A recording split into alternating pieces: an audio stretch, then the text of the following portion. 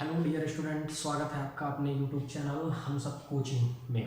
ठीक, लाइक कीजिए, सब्सक्राइब कीजिए और शेयर कीजिए। चलिए कुछ बातों को और देखते हैं। हमने कुछ चीज़ें देख लिया था। हम क्वेश्चन नंबर 1 से लेकर के क्वेश्चन नंबर 4 तक के सभी क्वेश्चन को हम कर चुके थे। आज हम बात कर रहे हैं क्वेश्चन नंबर आगे की बात करेंगे, पर कुछ चीज़ें जान लेते हैं। एक ये सबसे ज़्यादा हमारे लिए इंपॉर्टेंट है, ये पॉइंट मैंने बताया था। यदि कोई संख्या शून्य पर समाप्त होती है तो उसका एक अभाज्य गुणनखंड 5 होगा और वो संख्या 5 से विभाजित भी होगी। बस आपको इतना याद रखना है कि यदि कोई संख्या शून्य से पर समाप्त होती है तो उसका एक अभाज्य गुणनखंड क्या होगा? 5 होगा। चलिए क्वेश्चन पे चलते हैं। देखिए क्वेश्चन नंबर 5 1.1 का क्वेश्चन नंबर 5 है। चैप्टर फर्स्ट हमारा चल रहा है। देखिए चलिए हम इसको हल करते हैं। क्या बोला है? जांच कीजिए कि क्या किसी प्राकृतिक संख्या n के लिए संख्या 6 पावर n शून्य पर समाप्त हो सकती है। कहने का अर्थ ये है, क्या 6 पावर n जो है, n कोई भी संख्या प्राकृतिक संख्या जैसे 1 2 3 4 5 6 डैश, अगर हम क्या यहाँ पे रखते हैं तो 6 घात 1 जैसे रखेंगे, मान लीजिए तो 6 एकम 6 कहलाया। 2 रखेंगे तो 6 की घात 2 मतलब 6 36, 3 रखें तो 6 36 6 216, 4 रखें, इसी प्रकार से बढ़ता जाएगा। तो क्या हम n कोई रखते हैं यहाँ पे जिसकी वजह से लास्ट में क्या है, इकाई के अंक में शून्य है। ये आपको चेक करना है कि n कोई ऐसा मान है कि हम 6 के पावर में रख दें, कोई संख्या रखें तो उसके घात में इकाई का अंक क्या आ जाए, शून्य आ जाए। तो चलिए चेक करते हैं। कैसे चेक करते हैं? शून्य तभी आएगा जब वो 5, उसका एक गुणनखंड क्या होगा, 5 होगा। तो चलिए अभी मैंने बताया कि कोई भी संख्या शून्य पर समाप्त हो सकती है। अगर होगी, देखिए बताया कि यदि कोई संख्या शून्य पर समाप्त होती है तो उसका एक गुणनखंड क्या आना चाहिए, 5। यदि अभाज्य गुणनखंड 5 आ गया तभी वह शून्य पर समाप्त हो सकती है। कुछ चीजों को याद रख लीजिए। देखिए क्या दिया है, आप लिख सकते हैं। दिया है, क्या लिखेंगे आप?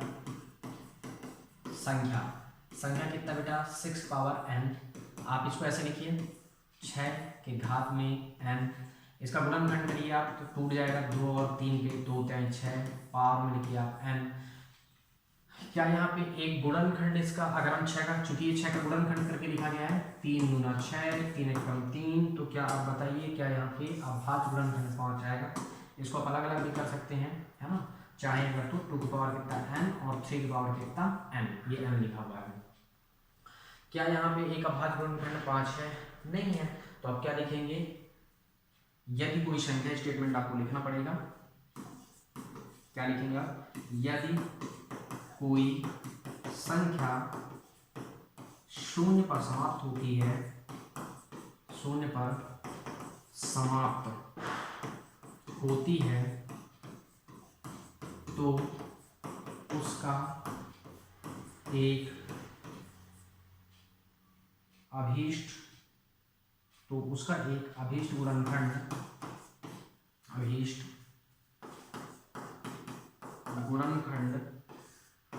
5 होता है। देखिए यदि कोई संख्या शून्य पर समाप्त होती है तो उसका एक गुणनखंड यानी एक अभीष्ट गुणनखंड 5 होता है। लेकिन यहाँ 5, लेकिन यहाँ एक गुणनखंड, या आप कह सकते हैं लेकिन यहाँ गुणनखंड 5 नहीं है।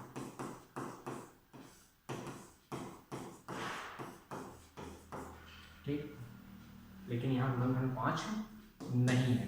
अतः 6 पावर n में n कोई भी ऐसी प्राकृतिक संख्या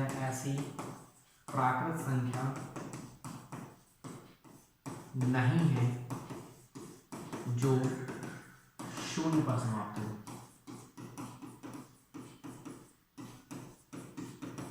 ये बताना है आपको। यदि कोई संख्या शून्य पर समाप्त होती है तो उसका एक अभिष्ट गुणनखंड 5 होता है, लेकिन यहाँ गुणनखंड 5 नहीं है। कहाँ है? नहीं है।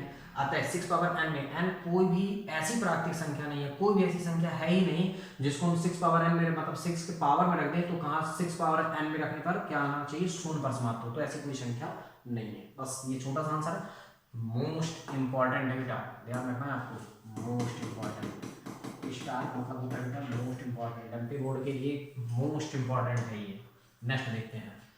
क्वेश्चन नंबर 6 प्रश्न कह रहा है व्याख्या कीजिए 7 गुणे 11 गुणे 13 गुणे 13 और 7 गुणे 6 गुणे 5 गुणे 4 गुणे 3 गुणे 2 गुणे 1 गुणे धन 5 भाज्य संख्या क्यों है। इसको हम दो पार्ट में तोड़ के करते हैं। चलिए हल करते हैं। अपन पहला पार्ट ले लेते हैं। पहले पार्ट में हम लेते हैं 7 गुणे 11 गुणे 13 धन 13। बेटा यहाँ पे ध्यान से देखो 13 दोनों में है, 13 हमने कॉमन कर लिया तो 7 गुणे 11 गुणे 1 धन 1। देखिए गुणा करें तो 13 कम 13 और 13 कम 13 दोनों जगह आ जाएगा, यानी 13 कॉमन हुआ 11 7 77 77 कम 77 धन 1, यानी ये कितना हुआ 13 और ये 77 कितना हुआ 78। अब देखिए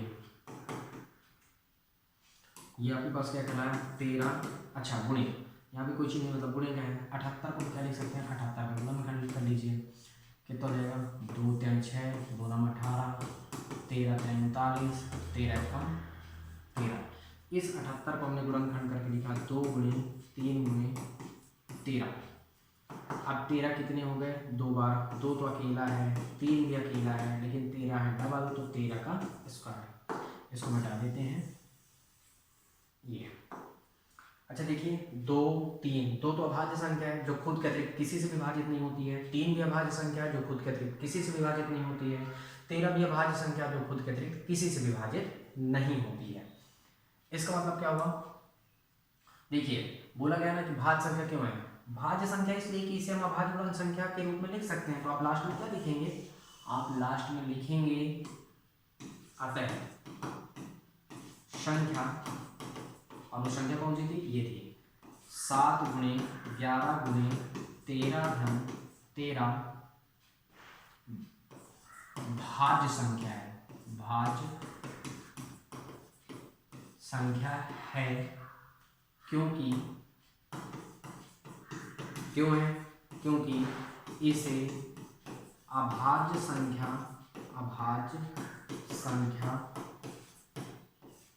के गुणनफल के रूप में लिखा जा सकता है,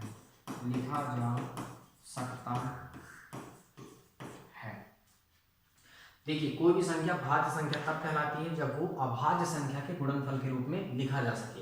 तो ये हमने लिख दिया। इसी का सेकंड पार्ट है, एक और है, चलिए उसको भी देख लेते हैं। सेकंड पार्ट में हम उसे भी देखते हैं। चलिए तो इसे इसको ऊपर करते हैं और इसे सेटअप कर देते हैं। इसका पेज सेट कर दिया हमने।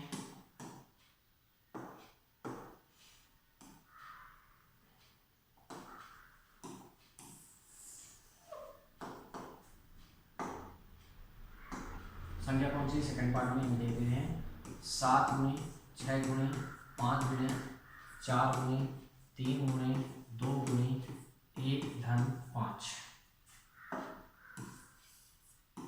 थोड़ी सी नीचे कर लेते हैं बराबर। दोनों में क्या है 5 5 मतलब 5 कॉमन होगा आपका, ये हमने 5 को कॉमन किया। 7 गुणे 6 गुणे 5 कॉमन हुआ तो 1, 4 गुणे 3 गुणे 2 गुणे 1 और धन 1, क्योंकि हमने कॉमन कर लिया है। गुणा करेंगे तो यहाँ भी 5 एडजस्ट हो जाएगा और यहाँ भी आ जाएगा, ये 1 है।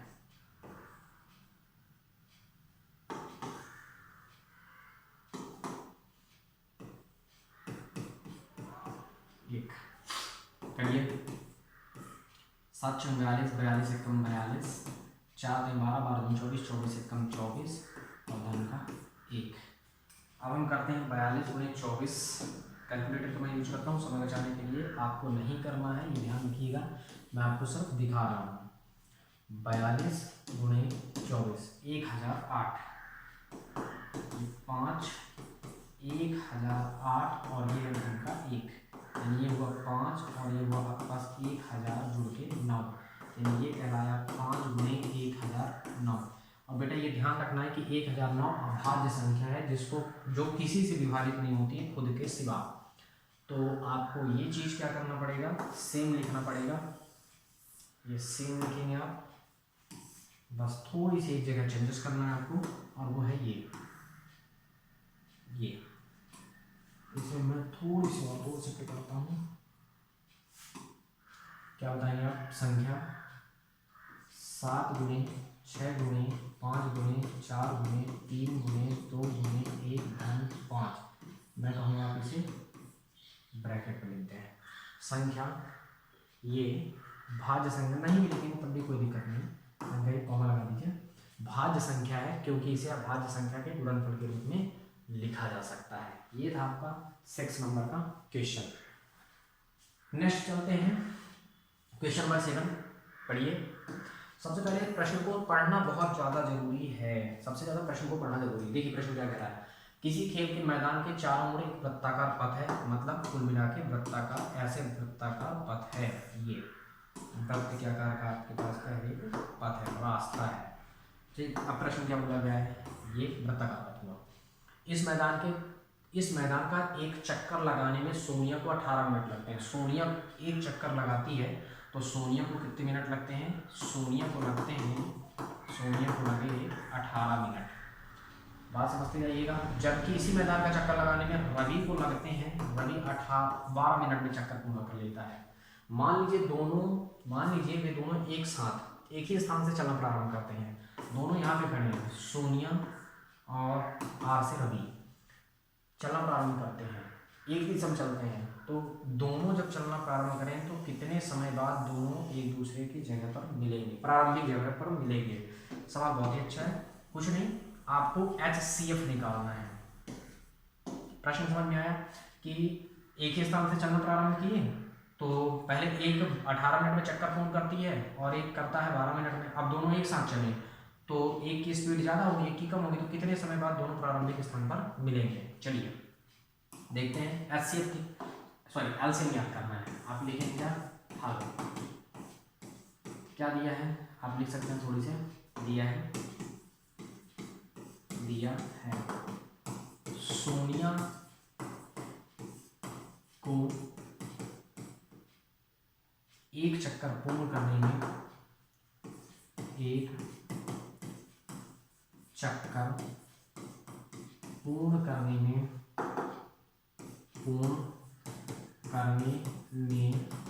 लगा समय कितना लगा? 18 मिनट।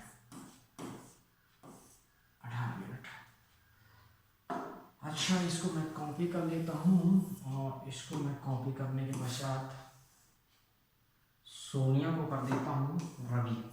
अब देखिए रवि के बारे में भी दिया गया है, तो रवि को एक चक्कर पूर्ण करने में कितना समय लगता है? तो रवि को लगता है एक चक्कर पूर्ण करने में लगता है 12 मिनट। अब हम निकालते हैं दोनों का एलसीएम निकालेंगे, हमारा फाइनल आंसर होगा।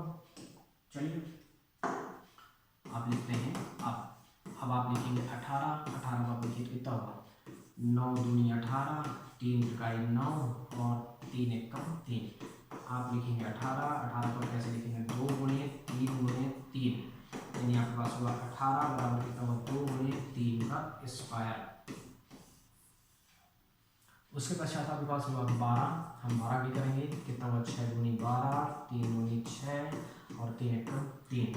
कहने का मतलब ये 12, तो कितना लिखेंगे? 2 गुणे 3, ये आपके पास होगा 12, तो कितना हो जाएगा? 2 का स्क्वायर और गुणे कितना होगा आपके पास?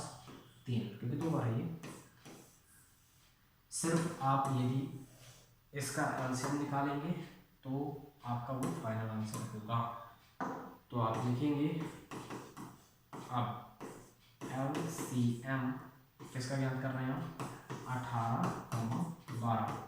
एलसीएम के लिए क्या बताया था? सबसे बड़ी घात कंपेयर करके, सबसे बड़ी घात कंपेयर करने में 2 घाते 2, सबसे बड़ी घात कंपेयर करके 3 घाते 3, सॉरी 2, तो कितना होगा?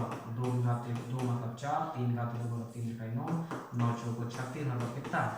36 मिनट। लास्ट में आपको क्या लिखना होगा? आप लिखोगे कितने समय बाद, तो आप लास्ट में लिखोगे क्या? आते हैं 36 मिनट बाद, यहीं से लिखना है। 36 मिनट बाद वे पुनः प्रारंभिक स्थान पर मिलेंगे। वे पुनः प्रारंभिक स्थान पर मिलेंगे। ये ऐसे ही आपको करना बेटा, ठीक ना। और ये सारी चीज़ें आपको एज अ PDF मैंने पहले भी बताया था कि आपको PDF के तौर पे मिल जाएंगी, आपको परेशान होने की ज़रूरत नहीं है, या फिर आप वीडियो को रोक करके भी लिख सकते हैं, ठीक।